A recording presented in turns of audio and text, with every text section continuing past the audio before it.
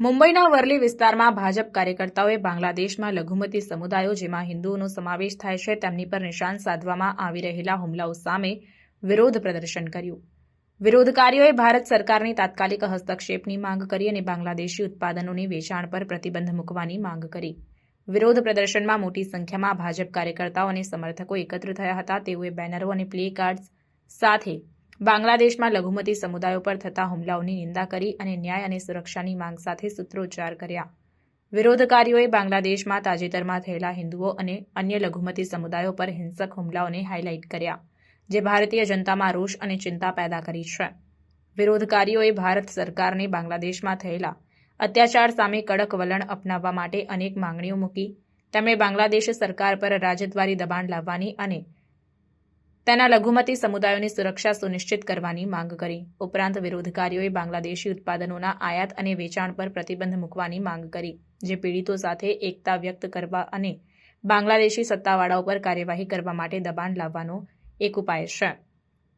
પ્રમુખ ભાજપ નેતાઓએ સભાને સંબોધન કર્યું. બાંગ્લાદેશમાં લઘુમતી સમુદાયો સાથે એકતા વ્યક્ત કરી અને બાંગ્લાદેશ સરકારની નિંદા કરી કે તેમને સુરક્ષા આપવા નિષ્ફળ રહી છે. તેમણે પડોશી દેશોમાં લઘુમતી સમુદાયોના અધિકારોની રક્ષા કરવા માટે ભારતે સક્રિય ભૂમિકા ભજવવાની જરૂરિયાત પર ભાર મૂક્યો અને આવા બનાવો અવગણવામાં ન આવે તે સુનિશ્ચિત કરવાની જરૂરિયાત વ્યક્ત કરી.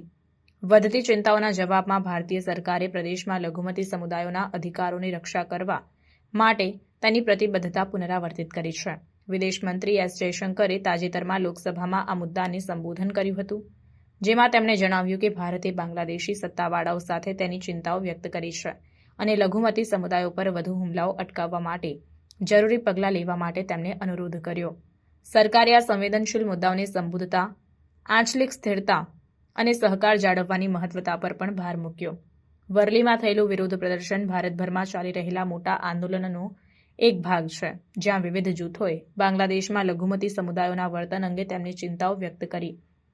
આ મુદ્દાએ ભારતની વિદેશ નીતિ અને પ્રદેશમાં માનવ અધિકારોની રક્ષા કરવા માટે તેની ભૂમિકા પર પણ ચર્ચા શરૂ કરી છે.